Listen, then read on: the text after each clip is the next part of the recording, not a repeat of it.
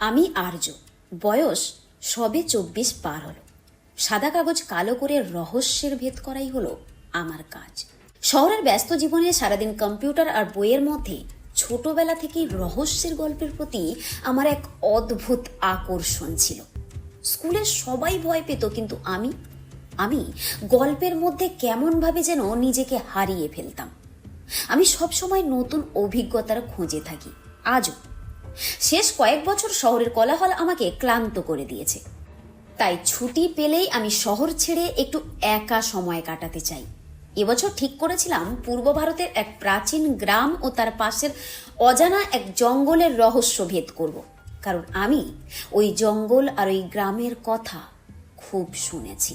সেখানে নাকি অনেক রহস্য লুকিয়ে আছে। আমি ভাবলাম আমার গল্পের জন্য সেটাই আদর্শ জায়গা হবে। আজকে আমি বেরিয়ে পড়লাম।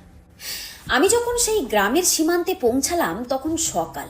জঙ্গলটা এখনো ঘুমাচ্ছিল। ভোরের কুয়াশা গাছের ডালে নরম চাদরের মতো এখনো যেন জড়িয়ে ধরে আছে। গ্রামের বাড়িগুলো খুব সুন্দর, ছোট ছোট। কাঁচের জানালা নেই, লোহার গেট নেই, বাঁশের বেড়া আর মাটির তৈরি পথ। ওহ, কি শান্তির! গ্রামের মানুষরা আমায় দেখলেই যেন হাসছে, কিন্তু চোখে এক অদ্ভুত সতর্কতা, কেন জানি না। এরপর গ্রামের এক বয়স্ক বুড়ো মহিলা আমাকে বলল, এই জঙ্গল খুব শান্ত বাবা, কিন্তু রাত হলে একা যেও না যেন, অনেকেই হারিয়েছে ওখানে।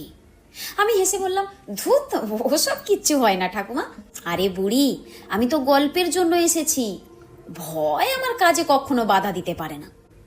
সে মাথা নাড়ল, কিন্তু চোখের ভাবটা ভীষণ তীক্ষ্ণ ছিল।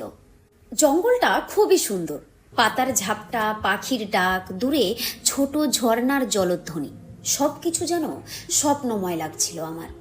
আমি হাঁটতে হাঁটতে ভাবছিলাম, এখানে আমি কত ভালোই না গল্প লিখতে পারবো। সত্যি ভেবে উঠতে পারছিলাম না যে আমি এখানে সত্যিই পৌঁছেছি।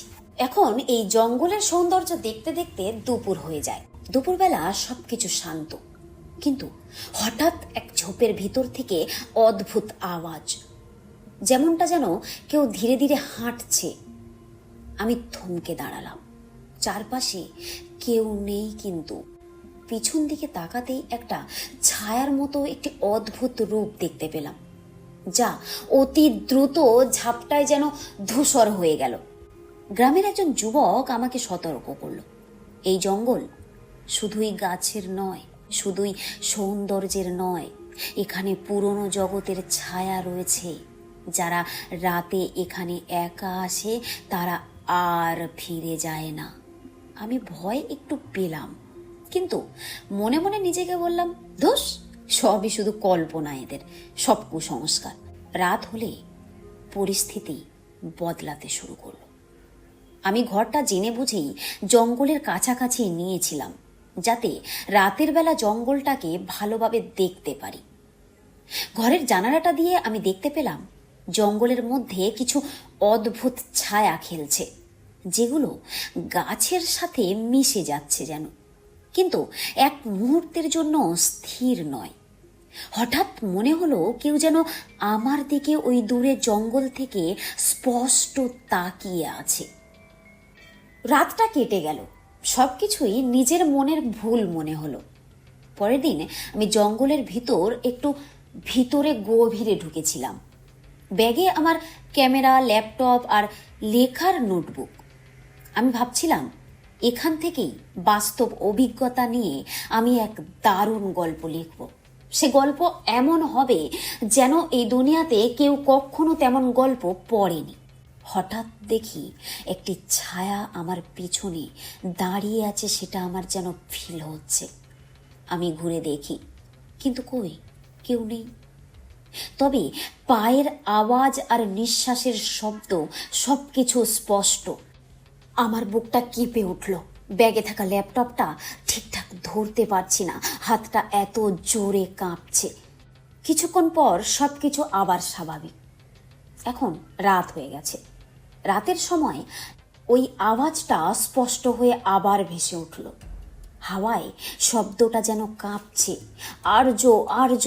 আমি প্রথমে ভেবেছিলাম কল্পনা, কিন্তু শব্দগুলো খুবই স্পষ্ট। রাতটা একটু বেড়েছে। আমি একটা ঝোপের কাছে এসে থমকে গেলাম। হঠাৎ দূর থেকে দেখি ফ্লিকারিং আলো দেখা গেল। আমি ধীরে ধীরে এগোলাম। ঝোপের ভিতর একটা অন্ধকার রূপ ধীরে ধীরে সামনে এলো। চোখ নেই, মুখ নেই, শুধু কাদার রঙের ছায়া। আমি চিৎকার করতে চাইলাম, কিন্তু কণ্ঠ থেকে বের হলো না। ব্যাগ থেকে ক্যামেরা ফেলে দিলাম। ব্যাগ আর ল্যাপটপের লোড এত ভারী লাগছিল, আমার সমস্ত শরীর ভারী হয়ে যাচ্ছিল। জঙ্গল তখন মনে হচ্ছিল শুধুই গাছের নয়, এটি যেন এক জীবন্ত ছায়া, ছায়া যা আমাকে অনুসরণ করছে। আমার প্রতিটি পদক্ষেপে সে আমাকে অনুসরণ করে যাচ্ছে। আমি দৌড়ানোর চেষ্টা করলাম, কিন্তু পথ যেন শেষ হয় না। প্রতিটি ঝোপ, প্রতিটি ছায়া সবই যেন আমাকে ঘিরে ধরছে। শ্বাস ফেলার ধ্বনি বন্ধ, শুধু ছায়ার কাঁপন। হঠাৎ সেই ছায়া আমার সামনে এসে দাঁড়ালো। আমি বুঝতে পারলাম জঙ্গলের শক্তি একবার ধরে ফেললে আর ছাড়ে না। আমি চাইছিলাম পালাতে, কিন্তু ধীরে ধীরে যেন আমি ছায়ার ভেতর ঢুকে গেলাম। ছায়ার ভিতর আমি চিল্লাচ্ছি, বাঁচাও বাঁচাও, কে আছো, বাঁচাও, ছেড়ে দাও আমাকে, বাঁচাও। কিন্তু আমার শব্দ যেন কেউ শুনতে পেল না। আমার আওয়াজ কারোর কান পর্যন্ত পৌঁছাচ্ছে না। এরপর একটা অদ্ভুত বিকট আওয়াজ আমার কানে আসলো, আর তারপর ধীরে ধীরে আমার চোখ বন্ধ হতে থাকলো। আমি দেখতে পাচ্ছি আমার চোখ বন্ধ হচ্ছে, আমি দেখতে পাচ্ছি। তারপর সব নিস্তব্ধ। এরপর চোখ খুলতে দেখি আমি একটা রাস্তার ধারে পড়ে রয়েছি।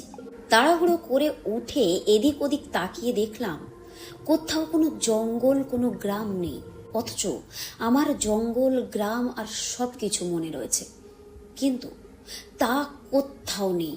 আমি একটা শহরের মডার্ন রাস্তার পাশে পড়ে উঠে একটা লোককে জিজ্ঞাসা করলাম, ভাই ওই জঙ্গলটা কোথায়? গ্রামের নামটা বলতেও সে বুঝতে পারলো না। বলল, আরে ভাই, সকাল সকাল কেউ নেশা করে? থোড়া সন্ধে হতে দাও। এসব কি ভুলভাল বকছো? আপদ সব কোথায় থেকে আসে ঠিক নেই, সকাল সকাল নেশা করে। যাও যাও যাও যাও, ভাগো ভাগো। এসব শুনে আমি অবাক হয়ে গেলাম। লোকটাকে জিজ্ঞাসা করলাম, আচ্ছা আজ সময় আর তারিখটা কি? লোকটি বলল, এখন সকাল 9টা, তারিখ ওই মাঘের 26। আমি আশ্চর্য হয়ে গেলাম।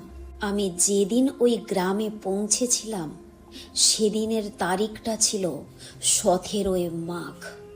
তাহলে এতগুলো দিন আমি কোথায় ছিলাম? কিছুতেই এই প্রশ্নের উত্তর আমি খুঁজে পেলাম না। এই প্রশ্নের বোঝ মাথায় নিয়ে অনেকগুলো দিন কেটে গেল। আমি অনেক চেষ্টা করেছি ওই মাঝখানের দিনগুলি মনে করতে, কিন্তু কিচ্ছু মনে পড়েনি। আমার হাজারো পড়া গল্পের বই, খবরের কাগজ, টিভির নিউজ, পরিবার, আত্মীয় স্বজন, বন্ধু বান্ধব, অফিস কাছারি সব ঘেঁটে দেখেছি, কিন্তু আমি কোথাও ওই গ্রাম আর ওই জঙ্গলের নামটা খুঁজে পাইনি। না, পাইনি। সাথে ওই জঙ্গল আর ওই গ্রামে যাওয়ার আগে তাদের নামটা আমি যে কোথায় থেকে খুঁজে পেয়েছিলাম আমি সেটাও জানি না। তো বন্ধুরা, ভিডিওটি কেমন লাগলো জানাতে ভুলবে না। যদি তোমাদের সাথেও এইরকম কোনো ঘটনা ঘটে থাকে তাহলে আমাদের সাথে অবশ্যই শেয়ার করবে। মিলছি পরের ভিডিওতে অন্য একটি দুনিয়া নিয়ে। ধন্যবাদ।